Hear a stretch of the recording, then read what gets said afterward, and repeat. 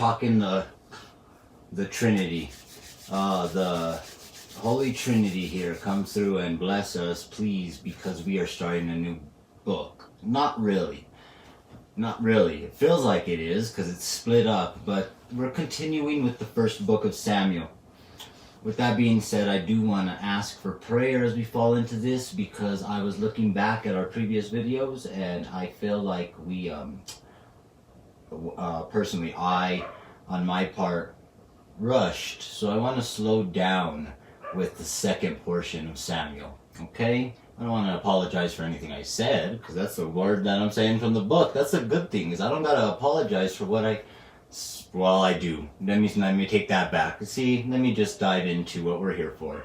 Alright, I'm going to pick something up today. So just to keep us up and current where we're at, we are doing live videos, then translating them or editing them into YouTube content. And at that point, we are going to kind of keep current with where we're at. With that being said, it is 47 degrees and it feels like it's 47 degrees. Max looked like it's 83 degrees today. Looks like we're going to stay the same at 47 degrees minimum if we get to that. Zero rain, precip, and chances. That is wind coming down from the north at 7 degrees. Feels like it's at 6.2 visibility. Looks like it rather. Overall, it's a sunny day, Las Vegas. Missed the sunrise and Bible study at 6:34 with Pastor this morning. I was sleeping in the office. I'm just playing. I was not sleeping in the office. Photographers, the sun will be setting at 7:25 p.m. today, so your golden hour will be between 6:52 through 7:42 p.m. Blue hour, I think 7:42 to 7:52 p.m. All right. Let's go. The second book of Samuel, chapter 1. I think it's going to be a beautiful, I'm liking it. I'm liking the way the way things are going with Samuel. Not the way things are going with Saul. We're picking up where Saul died. Don't we? Okay, so now Samuel's actually going, and I think he writes, does he do it? We're going to find out not Samuel. We're going to find out what David does. See, we done skipped through, and I told myself if we fall back and we don't just stick to the story, I'm going to start forgetting the characters. And I don't know how I'm going to forget the characters when I like to portray myself as a character, one of them in times. With that being said, let's go get this closed down. Okay. With that being said, we look at David. David begins to realize that Saul is dead, and so is Jonathan, Saul's son. And he goes into mourning. And we begin able to see his, the words I took from it, from when I was looking into studies of it, of what was happening in chapter 1 and chapter 2 of the second book of Samuel, is we have David becoming very,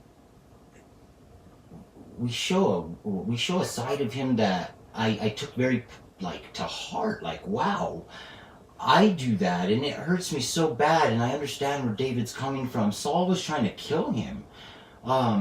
Saul was trying to kill this man, David, and for the longest time he was hiding from him and he wasn't trying to come across him. But when he did come across him, he was just like, why are you trying to kill me? I still am trying to kill you. Tried proving to him he wasn't going to kill him. So when Saul actually comes across and pretty much kills himself because he's about to die, and he asks his armor bearer to kill him, and he's like, I'm not going to do that. And he's like, oh no, okay. So he does it himself. He falls upon his sword himself. Saul kills himself. Well, the word gets down, and Jonathan's dead at this point too, and David hears about this. Remember, David was at this point upon the Philistines, because he had left. Well, he was in Ziklag, I think the last we had heard, right? Yeah, I think he was in Ziklag, and he had just defeated the Amalekites. And so that's what we're picking up with the second portion of the book. But we see, from my understanding, David has beyond a forgiving heart. He's so sad that his Almighty has passed. Check this out. I'm actually not going to read from there. You guys are going to read from there. I'm going to read from here, and then we are in the second book of Samuel. Okay, we're picking up now with it. It's a beautiful book. This one's a beautiful one. Now we focus on David, and the first portion of the book, I think, was telling of Samuel's birth, clearly. Samuel then leads off into Saul's story, and we start seeing where Saul's following along with this book of Samuel. Then all of a sudden now we have the introduction of David as Saul falls, and Saul has fallen. Now the second book of Samuel, chapter 1, kind of sparks David's becoming a king. All right? Now it came to pass after the death of Saul, when David was returned from the slaughter of the Amalekites. And David had abode 2 days in Ziklag. Told you. It came even to pass on the 3rd day, that behold, a man came out of the camp from Saul, with his clothes rent, and earth upon his head. And so it was, when he came to David, that he fell to the earth, and did obeisance. And David said unto him, From whence comest thou? And he said unto him, Out of the camp of Israel am I escaped. And David said unto him, How went the matter? I pray thee, tell me. And he answered, That the people are fled from the battle, and many of the people also are fallen and dead. And Saul and Jonathan his son are dead also. Here we go. And David said unto the young man that told him, How knowest thou that Saul and Jonathan his son be dead? And the young man that told him said, As I happened by chance upon Mount Gilboa, behold, Saul leaned upon his spear, and lo, the chariots and horsemen followed hard after him. And when he looked behind him, he saw me, and called unto me, and I answered, Here am I. And he said unto me, Who art thou? And I answered him, I am an Amalekite. He said unto me again, Stand, I pray thee, upon me, and slay me. For anguish is come upon me, because my life is yet whole in me. So I stood upon him, and slew him, because I was sure that he could not live after that he was fallen. And I took the crown that was upon his head, and the bracelet that was on his arm, and have brought them hither unto my Lord. And now here we go, where David's about to just fall, and I don't know if he goes into a song, a poem, or we'll find out now, but he goes into this. Oh, he's sad. He's sad for Saul. You don't want to hear Saul died. It's a relationship. I think it was like not a relationship, but a bond, a very close bond. David was Saul's general, ladies and gentlemen. We said that before. David carried out battles, and yes, he did kill people. Yes, he did. People were misbehaving, and David went, and that's Old Testament stuff, but David did kill people. And we have to remember that he was very close to Saul, so he didn't want to hear this, even though Saul had an evil spirit fall upon him and went mad. He still cared for him. He still cared for Saul. David still cared for Saul. That teaches us forgiveness in our heart. And then we watch in chapter, I think, 2 or 3, where David is blessed by the Lord because of this, because he does mourn for Saul. I think God blesses David because he shows his true colors, and those true colors are he has humility. Then David took, verse 11, hold on his clothes and rent them, and likewise all the men that were with him. And they mourned and wept and fasted until even for Saul and for Jonathan his son, and for the people of the Lord, and for the house of Israel, because they were fallen by the sword. And David said unto the young man that told him, Whence art thou? And he answered, I am the son of a stranger, an Amalekite. And David said unto him, How wast thou not afraid to stretch forth thine hand to destroy the Lord's anointed? And David called one of the young men and said, Go near and fall upon him. And he smote him that he died. And David said unto him, Thy blood be upon thy head, for thy mouth has testified against thee, saying, I have slain the Lord's anointed. Now a lamentation for Saul will come through on verse 17, chapter 1, the second book of Samuel. And David lamented with his lamentation over Saul and over Jonathan his son. Also he bade them teach the children of Judah the use of the bow.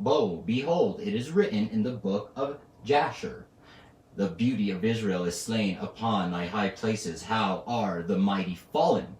Tell it not in Gath, publish it not in the streets of Ascalon, lest the daughters of the Philistines rejoice, lest the daughters of the uncircumcised triumph, ye mountains of Gilboa. Let there be no dew, neither let there be night rain upon you, nor fields of offerings, for there the shield of the mighty is vilely cast away, the shield of Saul, as though he had not been anointed with oil. Verse 22, from the blood of the slain, from the fat of the mighty be the bow of Jonathan turned not back, and the sword of Saul returned not empty. Verse 23, Saul and Jonathan were lovely and pleasant in their lives, and in their death they were not divided. They were swifter than eagles. They were stronger than lions. Ye daughters of Israel, verse 24, weep over Saul, who clothed you in scarlet with other delights, who put on ornaments of gold upon your apparel. How are the mighty fallen in the midst of the battle? O Jonathan, thou wast slain in thine high places. Verse 26, I am distressed for thee, my brother Jonathan. Very pleasant hast thou been unto me. Thy love to me was wonderful, passing the love of women. Verse 27, how are the mighty fallen, and the weapons of war perished? David is going to be made a king. Chapter 2 in the second book of Samuel. And it came to pass after this, that David inquired of the Lord, saying, shall I go up into any of the cities of Judah? And the Lord said unto him, go up. And David said, whither shall I go up? And he said, unto Hebron. So David went up thither, and his two wives also, Ahinoam the Jezreelitess, and Abigail, Nabal's wife, the Carmelite. And his men that were with him did David bring up, every man with his household, and they dwelt in the cities of Hebron. And the men of Judah, verse 4, chapter 2, came, and there they anointed David king over the house of Judah. And they told David, saying, that the men of Jabesh Gilead were they that buried Saul. And David sent messengers unto the men of Jabesh Gilead, and said unto them, blessed be ye of the Lord, that ye have shewed this kindness unto your Lord, even unto Saul, and have buried him. And now the Lord show kindness and truth unto you. And I also will require you this kindness, because ye have done this thing. Therefore now let your hands be strengthened, and be ye valiant, for your master Saul is dead, and also the house of Judah have anointed me king over them. But Abner the son of Ner, captain of Saul's host, took Ishbosheth, the son of Saul, and brought him over to Mahanaim, and made him king over Gilead, and over the Asherites, and over Jezreel, and over Ephraim, and over Benjamin, and over all Israel. Ishbosheth, Saul's son, was 40 years old when he began to reign over Israel, and reigned 2 years. But the house of Judah followed David. And the time that David was king in Hebron over the house of Judah was 7 years and 6 months. We got to remember that. That's kind of somewhat important. In the second book of Samuel, chapter 2, verse 11, it says he was there for 7 years and 6 months in Hebron. He took over the house. And the time that David was king in Hebron over the house of Judah was 7 years and 6 months. Let's mark that. And Abner, this verse 12, the son of Ner, and the servants of Ishbosheth, the son of Saul, went out from Mahanaim to Gibeon. And Joab, the son of Zeruiah, and the servants of David went out and met together by the pool of Gibeon, and they sat down, the one on by the one side of the pool, and the other on the other side of the pool. And Abner said to Joab, let the young men now arise and play before us. And Joab said, let them arise. Then they arose and went. And verse 15, then there arose and went over by number 12 of Benjamin, which pertained to Ishbosheth, the son of Saul, and 12 of the servants of David.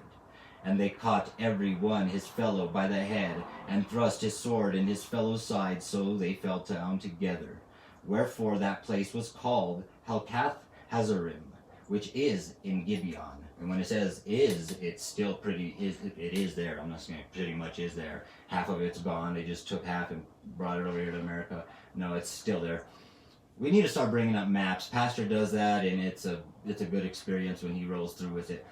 Verse 17, and there was a very sore battle that day, and Abner was beaten, and the men of Israel before the servants of David. And there were 3 sons of Zeruiah there, Joab, and Abishai, and Asahel. And Asahel was a light of foot as a wild roe. And Asahel pursued after Abner, and in going he turned not to the right hand nor to the left from following Abner.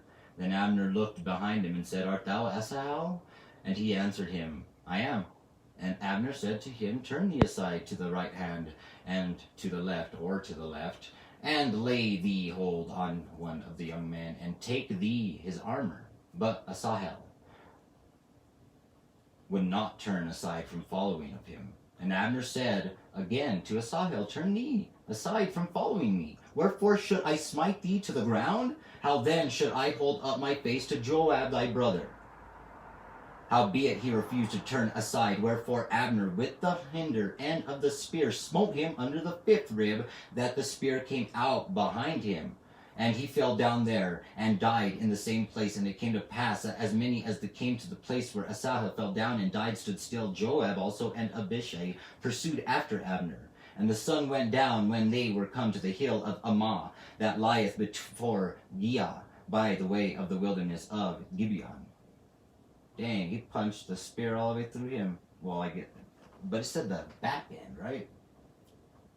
With the hinder end of the spear smote him under the 5th rib, that the spear came out behind him. Ow. Ooh. Verse 25. And the children of Benjamin gathered themselves together after Abner, and became one troop, and stood on the top of an hill. Then Abner, verse 26, called to Joab and said, Shall the sword devour forever? Knowest thou not that it will be bitterness in the latter end? How long shall it be then? Thou bid the people return from following their brethren. And Joab said, As God liveth, unless thou hadst spoken, surely then in the morning the people had gone up, every one of them following his brother. So Joab blew a trumpet, and all the people stood still and pursued after Israel no more, neither fought they any more. And Abner and his men walked all that night through the plain, and passed over Jordan, and went through all Bithron, and they came to Mahanaim. And Joab returned from following Abner, and when he had gathered all the people together, there lacked of David's servants 19 men and Asahel.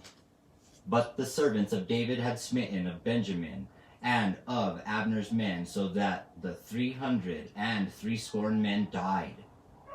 And they took up Asahel, and buried him in the sepulchre of his father, which was in Bethlehem. And Joab and his men went all night, and they came to Hebron at break of day.